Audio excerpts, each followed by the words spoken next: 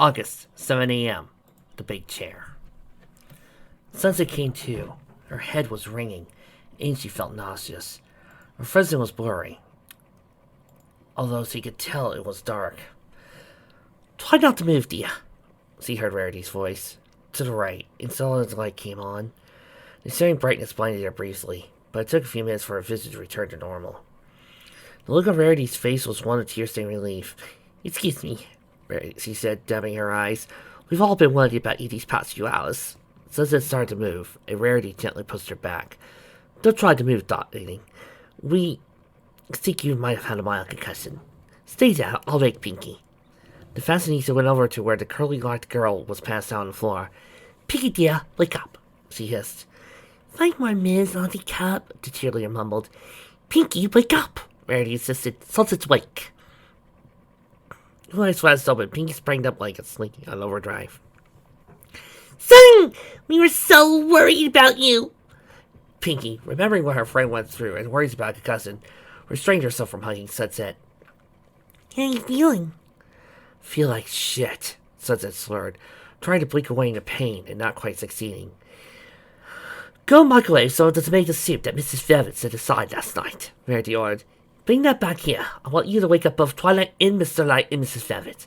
If any of the girls downstairs are awake, let them know that she's okay, but we want her parents to see her first, okay? On it! Pinky chirped. During Sunset, he said, Sonny, promise me you won't ever worry us like that again. I don't understand.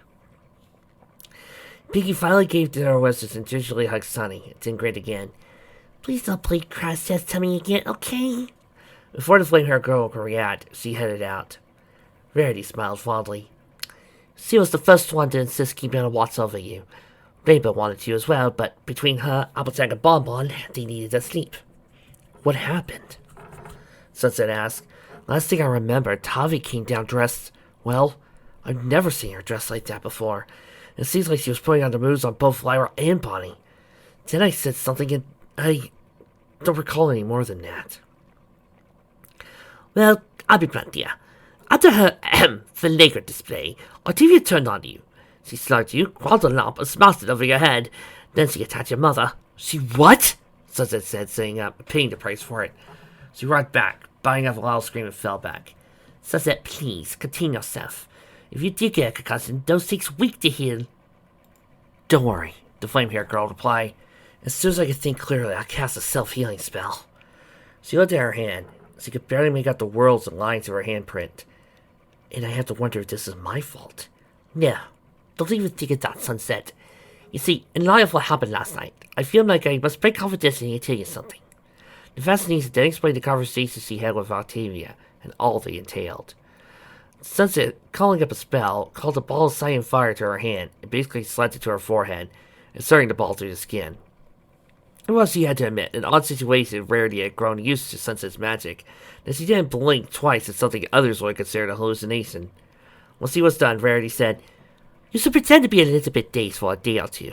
An instant recovery might waste credence, dear. I know, I'm used to it by now. The family just thinks I recover faster than average. Sunset sighed. You know, it would be complete irony if I was to blame for what's happening to Tavi. Darling, there's no way you could... No, Raris, there is. You see, when you, Twilight, and Tavi were hit with the vibe, you were lucky. Your cold medicine was the key to neutralizing it. Twilight was successfully drugged, but she had Katie there to protect her. But I was the one there to save Tavi, and I was angry and worried and not really in my right mind. I just wanted to protect my cousin, who was drugged to the point she was completely in Final Scratch's mercy. So I did the only thing I could think of. I hit her with a point-blank purification spell. It's similar to what I just did myself, but it's intended to vaporize toxins and the like in the body. She sighed. I think I might have made a huge mistake. How so? Sunset looked at her friend. So she trusted Rarity completely. So he promised Octavia she would never mention her chimerism. So instead she took a different track. I used a medical spell on someone without knowledge or authorization. While I could get away with that under the Good Samaritan laws of Equestria, I'm not a human doctor. And they found traces of LSD precursors in Twilight's body, even though we now know why she lost it. But Carrot Top also had similar problems, and there's no reason to suspect magic there. And I have to wonder, when I hit Tavi with the purification spell, all I did was delay the inevitable. But you couldn't possibly have known, Sunset, rarely Karen. You're just trying to help your cousin. The same thing happened to me. I don't doubt Octavia would be here telling you the same thing. No, it is my fault, Rares. I violated one of the principal rules of healing spells. First, do no harm. I thought I was cleaning up the toxins in her body, but the spell was never designed with healing in mind, and it isn't. Then how would the spell matrix know what to hit? It's like using human antibiotics against the hornpox back home. It might work, but it might also make things worse. A glum look came over Sunset's face as he said, and I think that's exactly what happened. Sunset would have said more, but Pinky picked that moment to walk in. Here you go! Tomato soup and a grilled cheese sandwich. Especially with lots of Pinky goodness. Sunset gave Pinky a wan smile. Thanks, Pinky. She took a bite, and her mouth lit up with flavor. Pinky, this is good. What did you do? Pinky winked. Oh, does make the family green grilled cheese recipe. Not the one we had at the cafe. This one pretty much involves every cheese you had in the house and heard about it. I also made the sourdough fresh. When did you? You're not out, Pinky said sadly. Well, it's great, Pinky. You outdid yourself. Sunset picked up the spoon to eat her soup. She felt two familiar arms snake around her and pull her close. Pinky snatched the tray off Sunset's lap before anything spilled. Sunset could feel hot tears of her sister against the back of her head. You're okay! Twilight sobbed. I was worried. Tommy could have seriously hurt you. I'm okay, Sunset said, not entirely a lie. I guess I got a harder head than expected. Twilight turned Sunset around. That's not funny, Sonny. You could have like a cousin or the like. In fact, after the storm's done, Mom wants me to take you to Dr. Zecora for a checkup. She could see the worried look on Twilight's face turn to one of anger. It worried Sunset greatly. That damn bitch. Twilight, stop. I know you're worried about me, but Tommy's clearly sick. You were in a bad way a few months back. If you attacked me, would you want her to react that way? No, I don't, but... Listen to me. She's our cousin. She's been like a sister to you longer than I have. Right now, she needs us. All of us. Sunset looked at her friends. Now that the news had been passed she was okay, they all fled into her room. She did notice, however, 3 notable novices, Applejack, Rainbow, and Bonbon, but she thought best not to ask. Turning her attention back to Twilight, she said, I did everything I could to protect you when you were down, Twilight. I would do the same for Tavi, even though she hit me, and Mom would do it for all of us. She hit Mom, too. Mom was so shocked she actually slapped Tavi. She's never laid a hand on any of us. I know, but I'll bet if we ask Mom later, she won't think of it as Tavi hurting her. I suspect she'll think of her as niece needing help. Yeah, Twilight admitted, but I wish we could fix Tavi's problems instantly, like magic. Sunset looked at her sister sadly. Twilight, you of all people should know there's no such thing as magic. Meanwhile, yeah, we'll do it as soon as we can. Don't worry, Evening, we'll take care of it. You know we'll take care of her, even if it means we're going to have to replace all the stuff in her room. Yes, see if it broke those. Yeah, we're worried too. I'll keep you guys updated. Knight hung up the phone and looked at his wife, who was lying down in bed. Evening and Ballard wanted us to take her to see a psychiatrist as soon as we can. Ashley beat me to the punch suggesting it. I'll call Zecora and Posey in the morning and see if there's anyone he can recommend. Velvet moaned. I hate this. I hate seeing our girls like this night, at each other's throats. It's that damn drug. It hurt Twilight, now it's hurting Tavi. We don't know that, Velv, he said, moving next to his wife. Maybe it's something else. We won't know until we take her in. He didn't see Knight. The look in her eyes. It wasn't like she was our Tavi anymore. The look on Velvet's face was heartbroken. It wasn't our niece, Knight. It was like she would have murdered Sonny if she had the chance. She turned away from him. I can't bear to see another one of our girls go through this again. He reached over and embraced her. We'll get her the help she needs. Evening and Ballard are counting on us, and I would do it even if they weren't. There was a knock on the door. Mr. Knight, Mrs. Velvet. The door opened slowly, revealing Trixie. I just thought you want to know. Sunset's up. Velvet, despite her pain, led up to bed and raced for the door in a flash. She nearly made it to Sunset's room when she stumbled, only to be caught by Minuet. She's fine, Mrs. V, Minuet explained. We're getting some space to eat and talk to Twilight, but I think our bigger problem's in the other room. How are you feeling?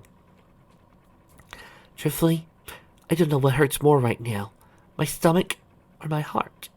Velvet looked down the hall that had led towards the addition of the house that had been built. Sitting outside the door, looking very uncomfortable, was Applejack. Where's Rainbow and Bon? It's out with Octavia, Applejack yawned.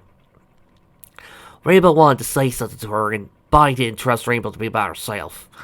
Granted, Rainbow could scramble the base of them, but Tavia's just a little old plate right now, that makes any sense. And why were you there? Velvet looked to see Nightlight standing next to her, looking at a teen. He already knew the answer, though he said nothing. The idea worried him. You know the reason, Mr. Lat. We ain't gonna let her anywhere near you or Sonny. Tavia's one of my friends, but between you and me and that whatever's that's in there, they ain't Tavi. Not the one we know. Well, I need to go in there and talk to her, Knight said. I trust my niece won't hurt me. Frankly, right now, I don't. Well, you're the one in charge here, Applejack said, standing up and moving from the door.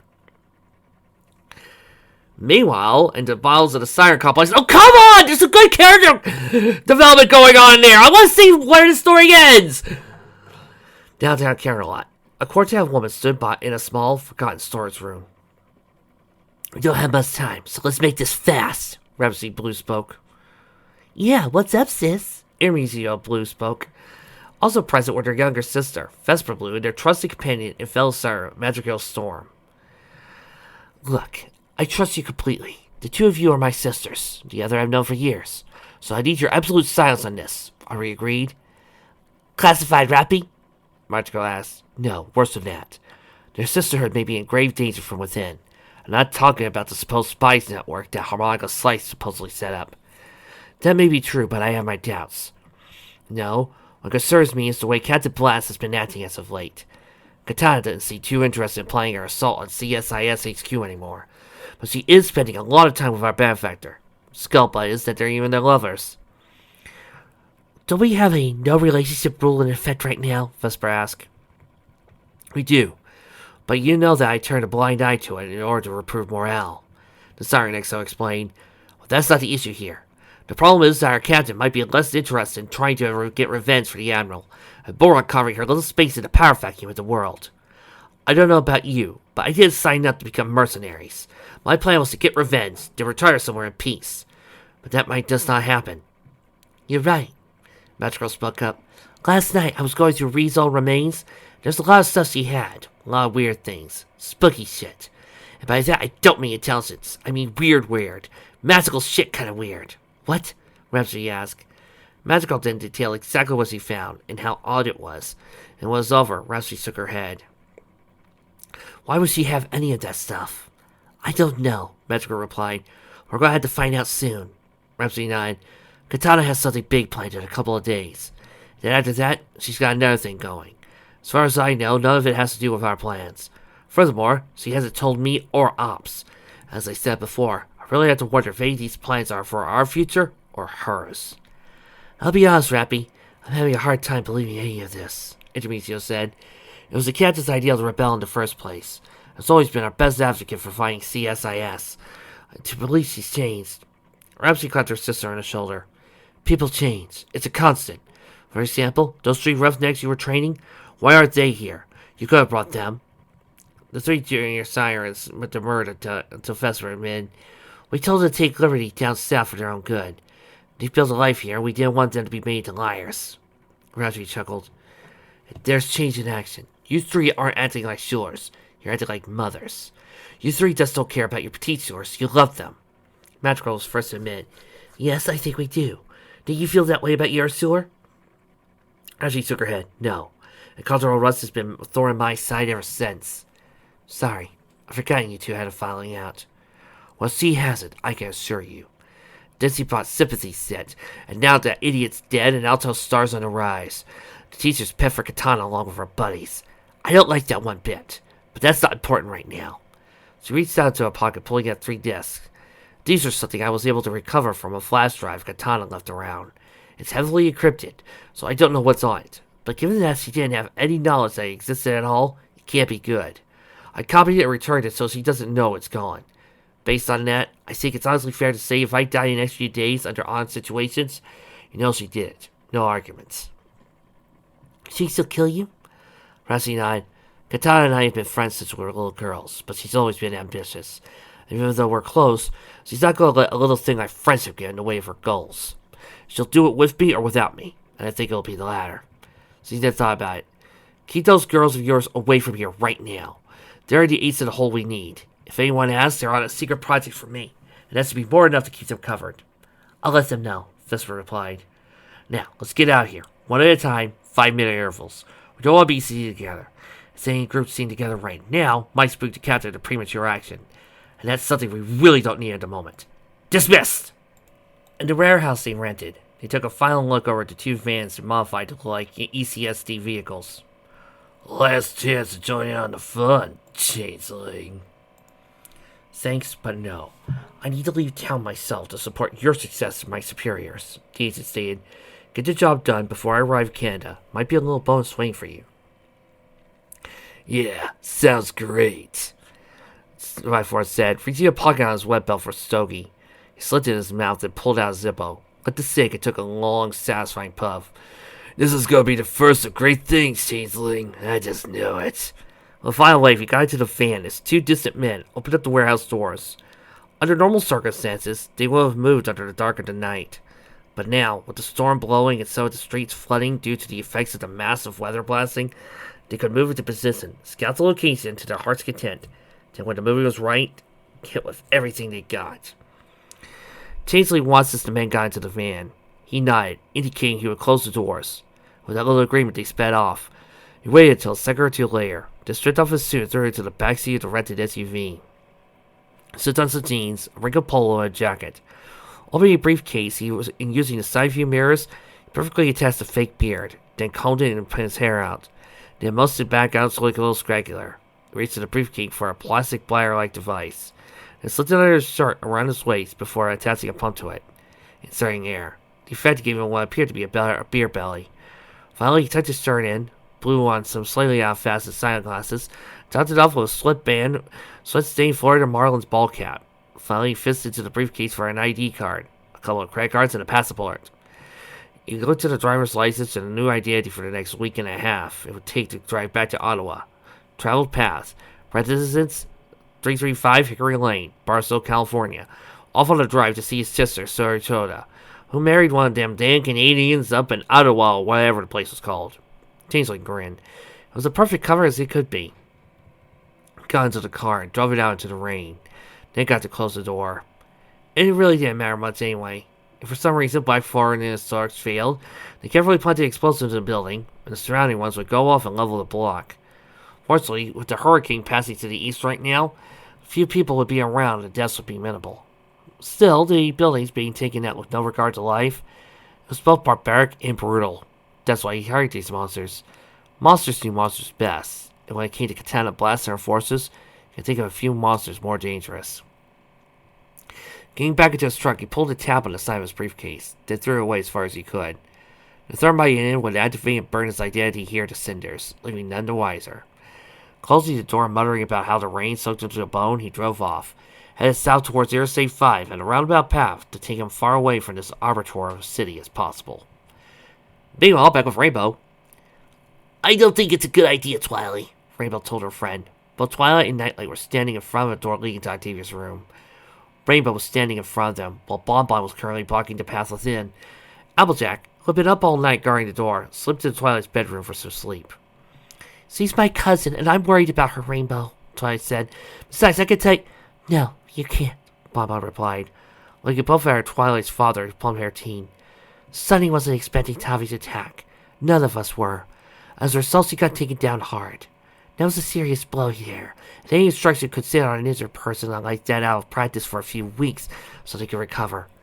Anyone with a cousin cannot afford another hit like that again. Yeah, if you've been following the NFL, it's all over the news, Rainbow stated, and Bonbon nodded in agreement. She won't hurt me, I know it, Twilight told him. Though privately, she wasn't sure that was the case anymore. She saw the hatred and rage in her cousin's eyes. For a brief second, she had to wonder if there was anything human in them at the time. No, Rainbow interjected. You're not a fighter, Twilight. Your sister and I are, even though we're not trained. E.T. and Bonnie are, and Tavi broke out of E.T.'s grasp and got to Sunny before Bonnie could even react. Even with one of us present, it won't be safe for you. See what Knight said. Truthfully, I wouldn't let either of you in there, but you're the adult, Mr. Light, and it's ultimately your call. Speaking of which, girls, Nightlight said, is this really necessary? I mean, I know that Tavi attacked both Sensei and my wife. Velvet's giving me all the details. But is all this security actually needed? Mr. Light, Rainbow said, I consider Tavi to be cool and a good friend of mine. What is in that room ain't Tavi. She's more like... Rainbow paused for thought. That thought was he really considered to be accurate. She's more like a horny, coked-up Gilda right now. The kind of person who does as most suit you as sleep with you. Maybe not the most accurate way to phrase things, but probably true. Knight looked at Rainbow Hair Girl, see what she was saying. Certainly what she was saying didn't make sense to him. He knew his niece. He had always known her. To hear her as some sort of thug-head training, well, he could have wrapped his mind around it. Astrophysics, theoretical astronomy, sure. The girl was practically his daughter in Hula, not remotely. Before he could say anything else, Bonbon spoke up. For a while, sir, I hated Sunny. Then once he tried to make up with me, she was with Trixie at the time. I sucker punched her and she didn't see me, so that blow hit.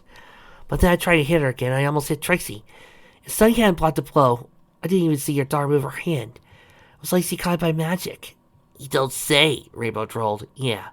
Since then we sparred a couple of times, and I have to say she's really good. Picked up something, not sure of the style, but something. AT also taught her a little bit, and it shows. But Tommy got through those defenses to put her down. That's the kind of ceiling I don't want people who can fight to be with, much less those who can't. She looked at Twilight. I know she's important to you, Twilight. I feel the same thing if this was happening to my sister Burgundy. But your father's a grown man, and you're a wisp of a girl who can't really defend herself. Xena turned back to Nightlight. At the risk of being brutal, so if things got to their worst, you could throw a punch. Twilight can't. Bonnie! Twilight gasped. I can't even believe you're suggesting my dad hit my cousin. Twilight, what's in there isn't Tavi, Rainbow insisted. Your cousin, my friend. I recall joking about liking guys. Whatever's in there said a whole bunch of things regarding me, my hair color, gay jokes, and C+. I really don't want to talk about it anymore. Dad, Twilight pleaded, your call.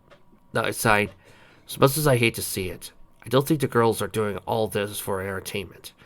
The rest of your friends have come up with here to save to check on them and bring them food. A thought came to him. Has Tavi been out of the room in the last few? We brought our food, Mr. Lat, a voice behind him spoke. She threw in our faces and told us to go to hell. Applejack soon joined them. She looked tired but determined. I had to admit, I don't like this. I don't like treating any of my friends like this. But something's not right about her. I don't know about you, but I'm worried. Applejack, I would appreciate if you accompanied me in my daughter's stead. Nightlight said to the blonde, finally resigning to herself this fact, all this might be necessary. Be careful, Bonbon said as he opened the door for them. Don't expect the ordinary. Meanwhile, direct order from the XO? Sure, we could do that, Maddie. Adacia sent her cell phone. Not going to ask why, but we'll remain on standby. Tell her about the tail, Arya reminded her, currently in their hotel room. Sanada took turns between watching whatever was on television and casually peeking out the window for Santana Crush. The hotel tile floor made enough noise being able to hear anyone walk up and down the hall was obvious, so the likely attack vector would come from outside. Thanks, Adagio told her sister. Yeah, we have a tail on one of us.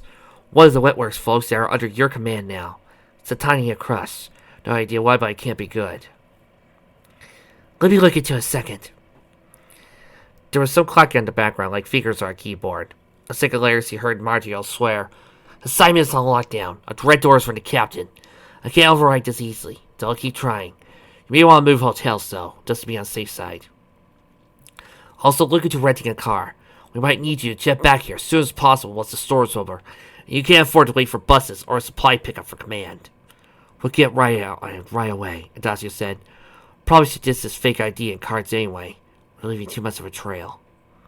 She looked away from the phones for a second. Girls, pack up. We're heading out in an hour. Roger that, Arya commented. Sanada silently nodded, but instead moved the curtains back slightly, looking down the street. There, standing across the street, and seeming to look up at her, was a girl with black and gold hair. dressed in a simple t-shirt, shorts, and shades.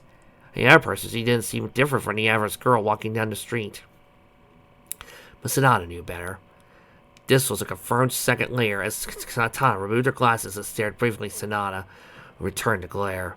She moved away from her window and glared at her sisters. "We better move fast!" was all she said as she moved towards her bag. "Meanwhile, back on Nightlight." The first thing Nightlight saw as he entered his niece's room was the fact that when he told his brother was correct. She destroyed nearly every piece of furniture in the room. The sheets were torn apart and the mattress was ripped open. The desk, dresser, and nightstands were shattered. The closet and everything in it was ripped out and shredded.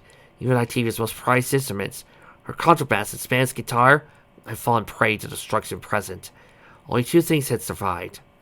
The electric guitar Twilight Sunset had gotten her this past Christmas, and the chair that had been part of the desk. The chair was being used right now as Octavia sat in it. She was dressed, if you could call it that, like a porn star, leaving nothing to the imagination. Knight and Applejack averted their eyes, but for different reasons. The shop clerk now felt guilty for the day that all the girls went intimate shopping on a lark, while it disgusted Knight to see his niece like this. Finally, he couldn't take it anymore. "Octavia, please put on some clothing." The smile on her face was lurid, and Knight had to keep his surprise to wonder where it came from. "Oh, Daddy," she purred. "Don't you want to see how your little girl's grown up?" "Octavia, I'm not your—" "One," she said, lifting a single finger. "I'm not your dear little Taffy. That pretty little cunt had her chance, and now it's my turn. My name," she said with a tone that bordered on the imperious, "is Medley. Yes, you might not want to admit it, but you are my father. Certainly not the guy who dug this pecker and the woman who pushed me out 9 months later. Oh, I'm sure they wanted to be parents at first, but taking care of a little baby must have interfered with their careers and fucking each other. Why else would they run off to Paris and abandon us?" She sighed, moving her legs just enough to give both Knight and Applejack a little show. "Now they can go fuck to their heart's content. Maybe they'll make another brat to give her away." Applejack blushed. "Taffy, please, not that cunt, I told you," Medley said in a dangerous growl. "Call me that again, and I'll beat the shit out of you. Or," she cooed, "maybe you'll just rough me up again. Truth be told, that kind of turned me on." "Fine, Medley," Knight spat. "Go put on some clothing." "Sure thing, Daddy." She got out of the chair and sauntered over to the closet, where she found a teddy that was slightly more covering. Slightly, due to its sheerness. Looking back, she sat down, crossed her legs, sparing them any further embarrassment. "So as I was saying, Daddy, I want a life now. I want everything that cunt had. And because I'm your precious little daughter, you're gonna give it to me." She got up from the chair and moved closer to him. "Oh, I'll try to behave, but I want fun. I promise I won't get pregnant or arrested, because that's an impediment to what I want." She then hooked her thumb at Applejack and added, "You might as well take me out of that Virgin Vest private school and put me in a zoo with Stupid here. You won't waste as much money that way." "Stupid!" Applejack hissed. "Hey, you're the muscle bound moron complaining to little Miss Prissy Pants. You're working hard to keep a high B average, right?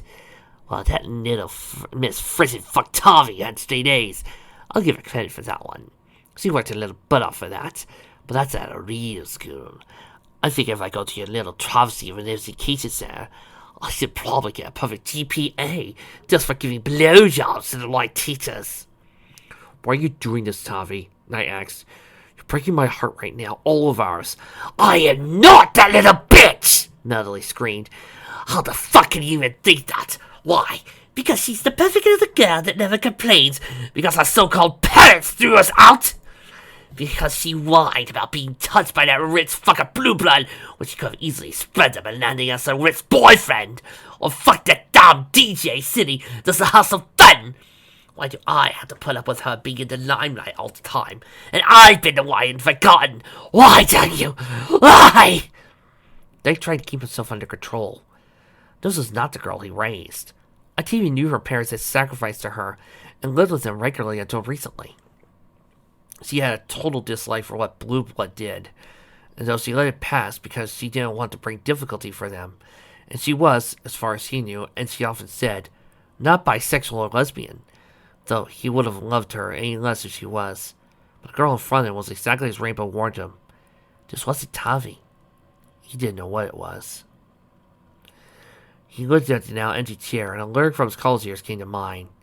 It was, ironically, a favorite of Celestia's, as he played the album often whenever he came over at Velvet's apartment. She wants to sit beside you in your big chair. This was a song by Tears for Fears. The song was about insanity and split personality. Knight was a man of science. He drilled it into his children, and while Shiny and Spike had taken their mother's nature of emotion over reason, his younger daughter followed in his footsteps. It had guided him through his life, even as his parents discarded it. One brother used it to fly above the skies to chase another parent's path. To Light, reason was both friend and master, something to guide him and lead him to ensure that his future was there. As he looked at the wrong gaze in the eyes of his niece, he couldn't help but think about the song and the conversation he had with Celestia about it 3 decades past. Yeah, kind of weird, but the song talks about Sybil. Sybil? You mean the movie? No, the real person the movie's about. Their name was said Sybil, that was just for the movie. Read about the actual case. It was from the 50s. Some college girl named White Life.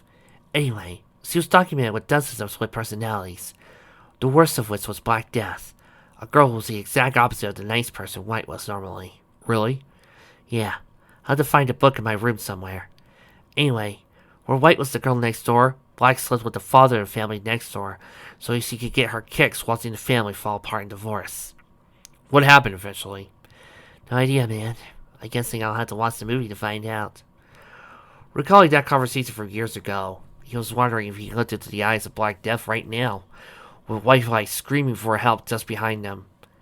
Knight at that point decided for once in his life, Reason could solve it. He had needs to save. Reaching out to her, he said, "Listen to me. I need something from you right now." Medley's eyes seemed to light up with Melissa's glee. Do you need to spank me, Daddy? Because I've been a bad girl. I need you to spank me. I'll be even badder. He ignored that, not taking his eyes off the girl in front of him. He said, Applejack, go get my wife. I'll be okay here. You sure, Mr. Lat? Very sure. Reluctantly, Applejack left, and Knight turned his focus to the girl before him. Tavi, if you can hear me in there, he said to her softly, carefully, please come out. We miss you. Medley's face became a twisted sneer of anger and rage. Didn't you listen to me, you fat fuck? I am not that prissy bitch. Now be my daddy and Spiky, or do what it is whatever you're supposed to do. I ignored that and looked deep into her girl's hateful eyes. Tavi, you could do this. Please. We need you. Medley pulled away from him. Fuck you! She said, flipping him off. I see what you're trying to do, Daddy. You want your president a pretty bitch back. Well, you can go fuck yourself, because I'm the one in charge here. Do you understand? Me. Tavi, please come back. Don't be afraid. We're here for you. Medley picked up his chair. Fuck you! This is my body, my life, and if you don't like it, I'm going to bash your brains in until you do. Suddenly, she dropped her chair, Medley's eyes widened. No. She whispered to nobody in particular. You go the fuck away, you bitch! This is my body now! Go die like you're supposed to! Medley then explicitly dropped to her knees and slammed her head to the seat of the chair hard as she could. Drawing blood as she fell back. Knight moved to her side in an instant as Velvet opened the door, horrified to see what had become of her niece's room and what Octavia had done to herself. Knight, what's going on here? Meanwhile, Knight moved to his niece's side, scooping her up in his arms as she laid on the floor. Her eyes opened up, and in them was fear. Oh, good night, Octavia spoke in a quavering voice. Help me. He brought her to her embrace. It's going to be okay, Tavi. I'm not going to let anyone hurt you. Tears ran down his cheeks as she hugged him, shaking his arms, bawling. She's going to kill me. My God, she's going to kill me. Octavia whimpered over and over.